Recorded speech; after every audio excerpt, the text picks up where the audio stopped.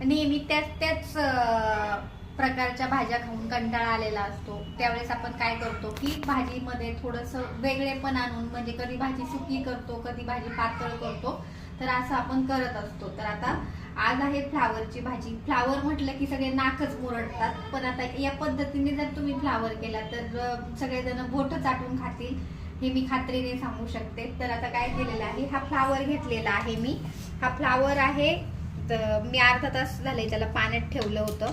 इथं तवा तापायला ठेवलेला आहे. तव्यावरती हे जे आहे ते वाटण भाजून घेणार आहे. इथं हे धने आहेत, हे आहे कांदा, टोमॅटो, आलं, लसूण, आणि हे थोडासा पुदिना घेतलाय, आणि हे आहे कढीपत्ता.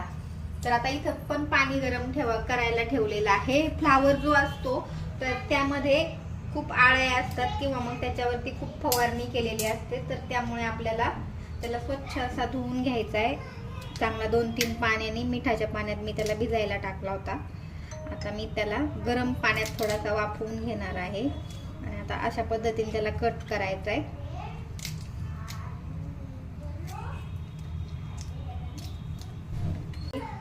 जिरे,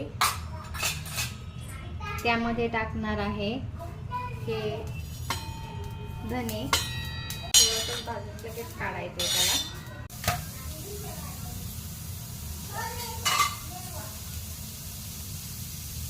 यावरती टाकायचे तेल, कढीपत्त्याचे पाणी वाटणातच घालायचे, म्हणजे एक काढून टाकत नाही आपण.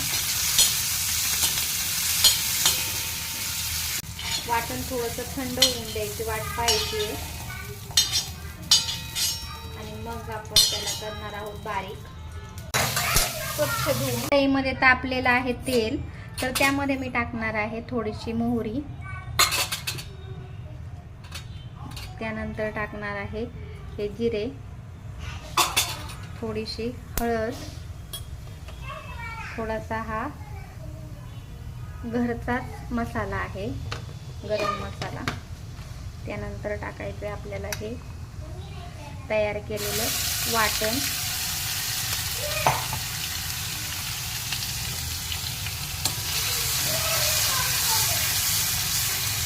याला मस्त असं घ्यायचं फ्राय करून, आणि त्यानंतर टाकायचे त्यामध्ये आपल्याला हे फ्लावरचे तुकडे.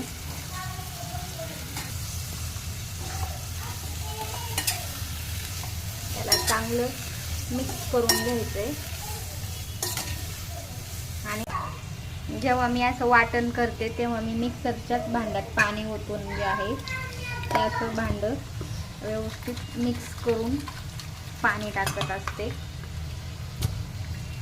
म्हणजे वाटण थोडंही वाया जात नाही. ते शिजवून घ्यायचे, कारण ऑलरेडी आपण फ्लावर शिजवलेला आहे, त्यामुळे परत जास्त खूप शिजवायची गरज नाहीये.